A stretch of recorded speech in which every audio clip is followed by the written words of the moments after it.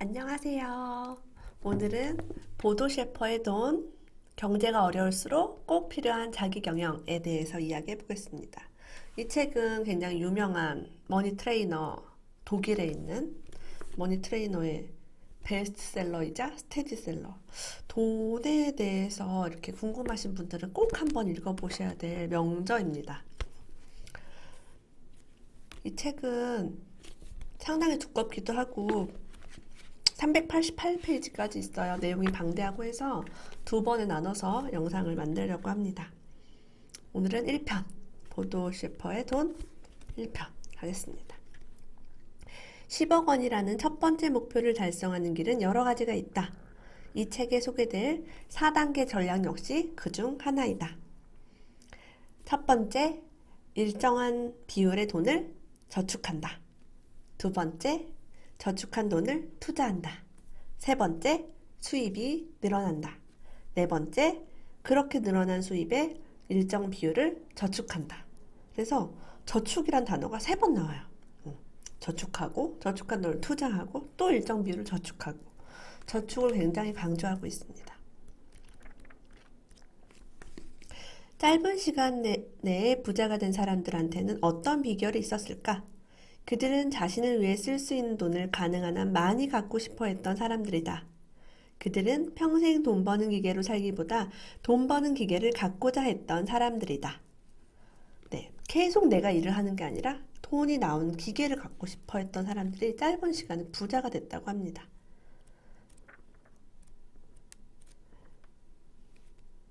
문제를 피해서는 부와 행복을 얻을 수 없다. 남보다 돈을 더 많이 갖고 싶은 사람은 그만큼 더 많은 문제들과 싸워야 한다. 부자가 되면 피곤해.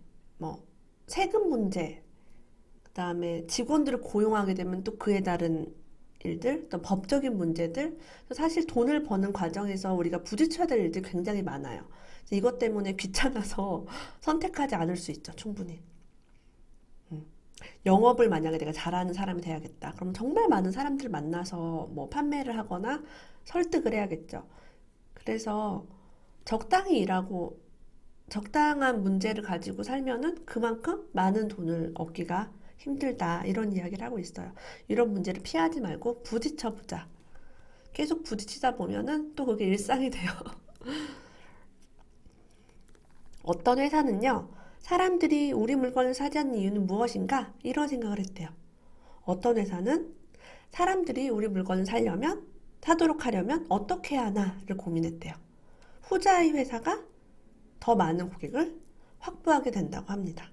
왜? 부정적인 거에 집중하지 말고 어떻게 하면 잘 되게 할까? 왜 안 될까가 아니라 어떻게 하면 잘 될까에 집중을 하는 거죠. 우리는 돈에 대해서 부모한테 배운 적도 없고 학교에도 돈 모으는 법 이런 과목이 없었기 때문에 이걸 배워야 한다. 이런 이야기를 계속 다루고 있어요.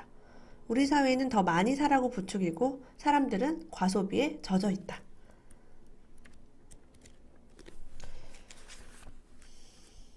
한 달에 1천만 원 버는 것이 기적으로 생각되던 때가 나에게 있었다.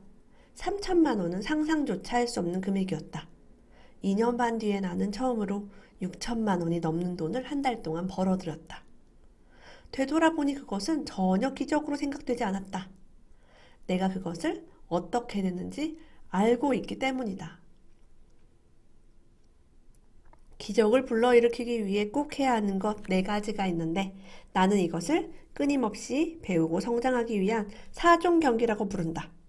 이 4종 경기는 책 읽기, 성공 일지 쓰기, 세미나 참석하기, 모범 찾기 이렇게 4가지라고 나와 있어요.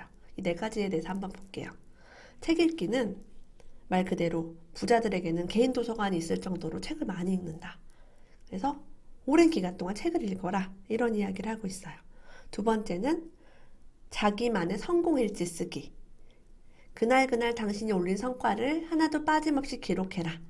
약속을 잘 지켰거나 업무를 성공적으로 완수했거나 다른 사람을 기쁘게 해서 당신이 받은 칭찬과 감사를 모두 기록하라. 만약 집에 있는 주부의 경우는 나는 별로 성과라든가 업무가 없는데 라고 생각할 수 있어요. 이런 거 적을 수 있겠죠? 아이 이유식을 만들었다. 아이에게 책을 5권을 읽어줬다. 아이에게 오늘은 동요를 내가 불러주었다. 저는 사실 아이들 키울 때 어렸을 때 그런 걸 막 적었어요. 그걸 하지 않으면 마치 집에서 내가 아무것도 안 한 것 같은 느낌이 들었어요. 그래서 청소랑 빨래를 잘 하지 않고 집안일하면 피곤하니까요. 그래서 아이와 그냥 내가 뭘 했는지를 기록을 좀 했던 것 같아요.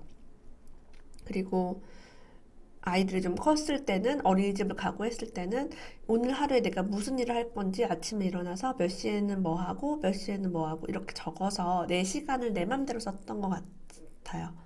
그렇게 적지 않으면 우리의 시간이 남한테 뺏기게 돼요. 갑자기 뭐 전화가 와서 누가 막 대화를 많이 한다거나 누가 커피를 한 잔 마시자고 막 부추긴다거나 돈도 쓰고 시간도 쓰고 그래서 성공일지를 쓰는 게 중요합니다. 성공일지가 대단한 성공 이런 게 아니에요. 그냥 내가 오늘 한 것들 열심히 노력한 거에 대해서 적을 수 있겠죠. 세 번째는 세미나 참석하기.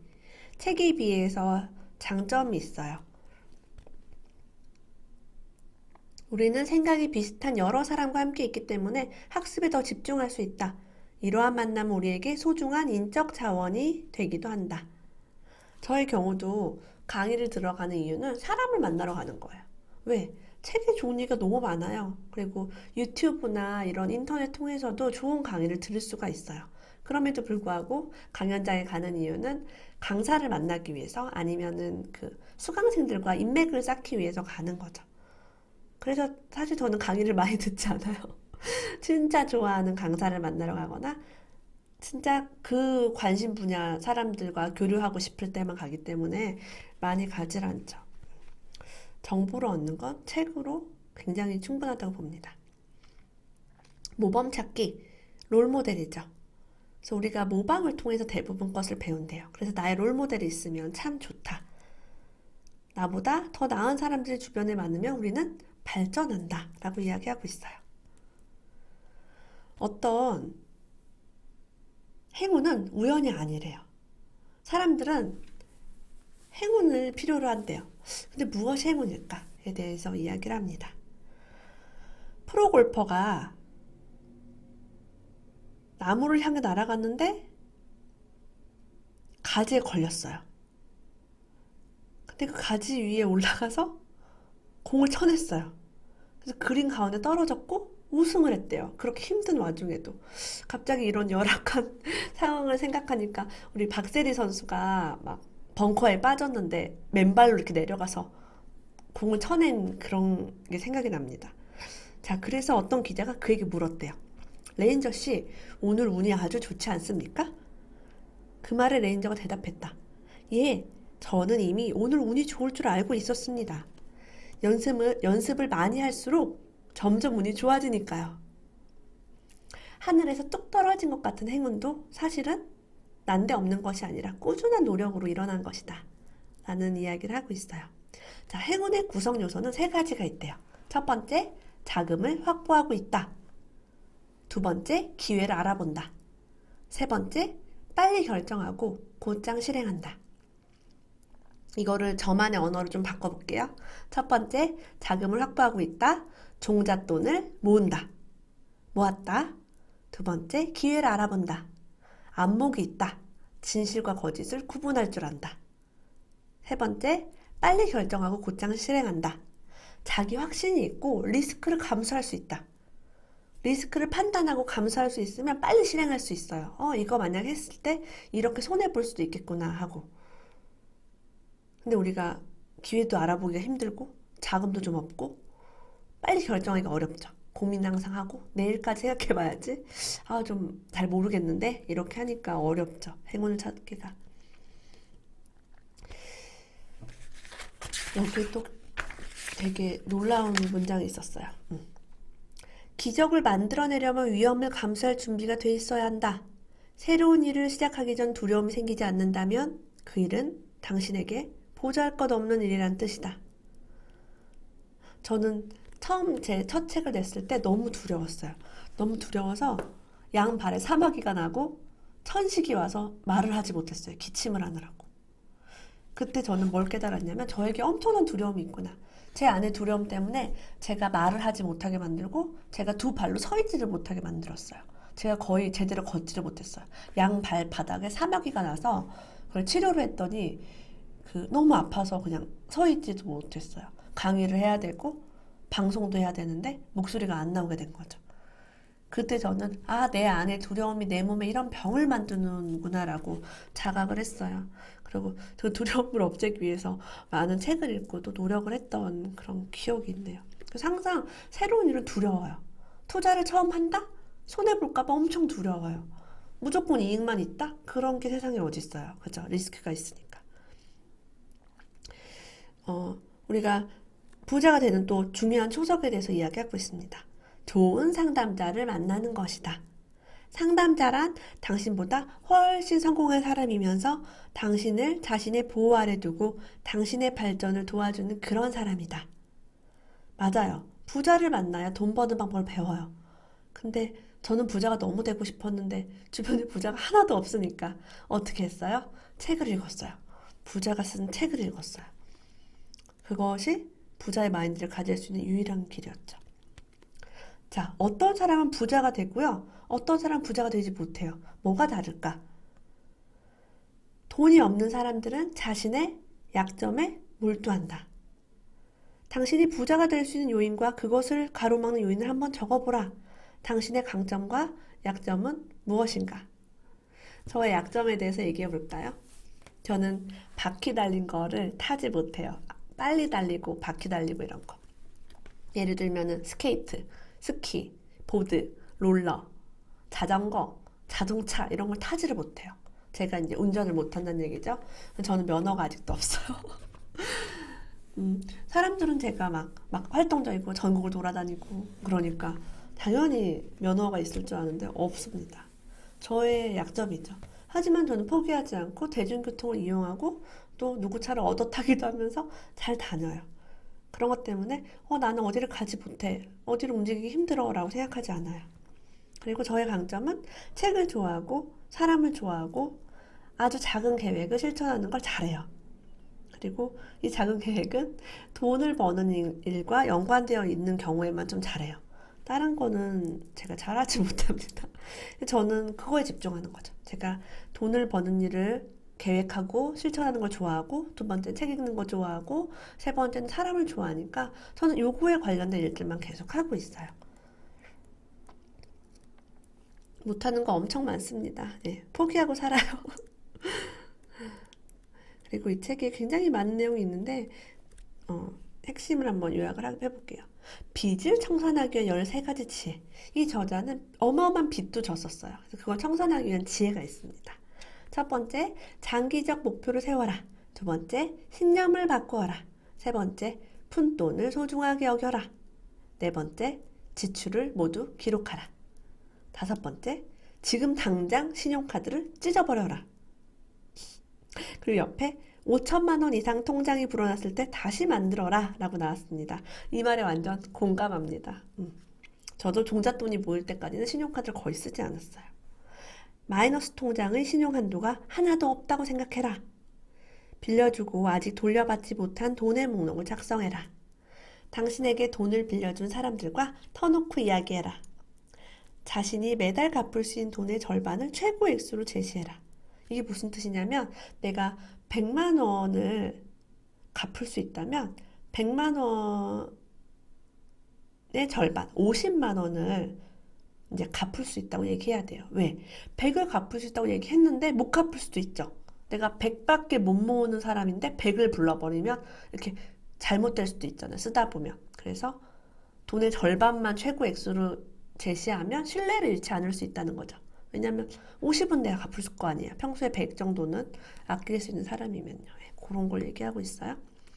돈을 쓸 때마다 한 번 더 생각해라. 새로운 수입원을 찾아라. 지출과 수입액을 정해라. 절박함에 대한 감각을 키워라. 네, 맞는 것 같아요. 절박해야지 돈을 갚고 빨리 절약을 할 수 있는 것 같아요.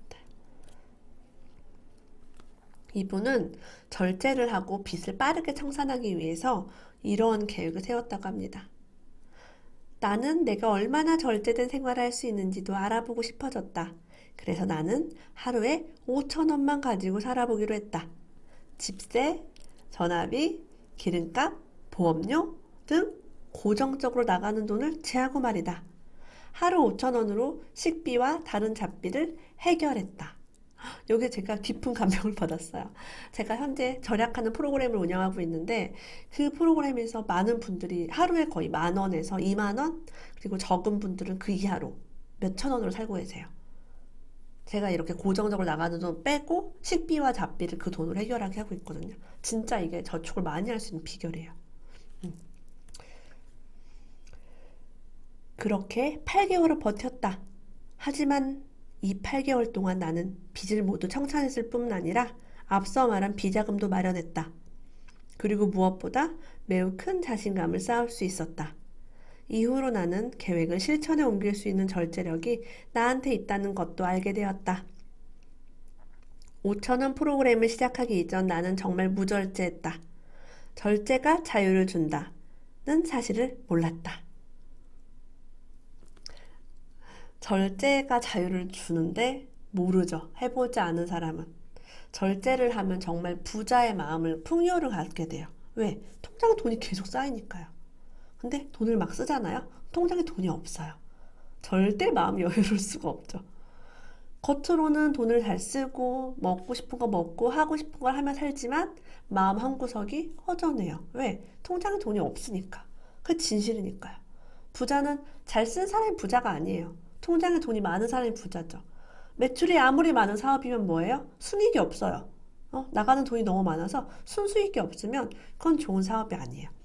그래서 이분은 자기가 이런 경험을 통해서 매우 큰 자신감을 쌓았대요. 여러분들도 절제와 절약을 통해서 한번 자신감을 쌓아보시기를 추천합니다. 진짜 이런 옷이 막 떨어져도 자신감이 있어요. 참고로 제가 입고 있는 이 옷은요, 10년도 넘었어요. 여동생이 입다가 버린 옷이에요. 너무 예쁘지 않아요? 그래서 저는 이 옷을 되게 좋아하고 잘 입고 있어요. 여동생이 아직도 입냐? 이래요. 너무 예쁘고 너무 편하고 제가 좋아하는 색깔이고 하기 때문에 입는 거죠. 그래요. 자신이 원하는 것보다 적은 것에 절대 만족하지 마라. 그리고 절대로 자신에게 나는 이 이상 못 번다고 말하지 마라. 당신이 얼마를 벌 수 있는지 결정하는 것은 바로 당신 자신이다. 당신의 기대가 당신의 몫을 결정한다. 정말 좋은 말이에요. 우리가 말을 할 때 나는 이 이상은 못 벌어요. 나는 100만 원 이상은 못 버는 사람이에요. 라고 말을 하면 진짜 그대로 돼요. 하지만 나는 얼마를 벌 거예요. 라고 선언을 하면 그 목표치를 향해 가게 되어 있는 거죠. 우리나라 축구 선수 중에 이영표랑 박지성 선수가 아주 옛날부터 나는 유럽에 진출할 거예요. 해외에 진출할 거예요. 라고 말을 하고 다녔어요. 그러니까 말대로 됐죠. 그리고 그렇게 해외에 진출한 축구선수 사례가 많아지니까 지금 우리나라에 해외에 뛰고 있는 선수들이 정말 많아졌어요. 예전에는 그런 게 굉장히 불가능하다, 어렵다라는 생각을 했는데 말로써 선언을 하고 누군가가 롤모델로서 이루면 우리가 그 길을 따라갈 수 있는 거죠. 그래서 여러분들도 난 이 이상은 못 벌어요. 아니면 또는 나는 저축을 이 이상 하는 건 불가능해요 라고 말하지 마세요. 말로 할 수 있어요 라고. 네, 돈 드는 거 아니잖아요. 네. 그렇게 하면 정말 좋아요. 돈을 쓰지 않는 것과 저축하는 것은 신발의 두 짝과 같다. 이것은 빚에게도 똑같이 적용된다. 그래서 끝까지 이분은 돈을 쓰지 않고 저축해라 이런 이야기를 하고 있어요. 그 다음부터는 이제 191페이지부터는 수입을 어떻게 늘려야 하냐 이런 이야기를 하고 있습니다. 첫 번째 영상 여기까지 마무리하고요. 두 번째 영상에서 또 만나 뵐게요. 오늘 보도셰퍼의 돈 함께 해주셔서 감사합니다. 또 만나요. 고맙습니다.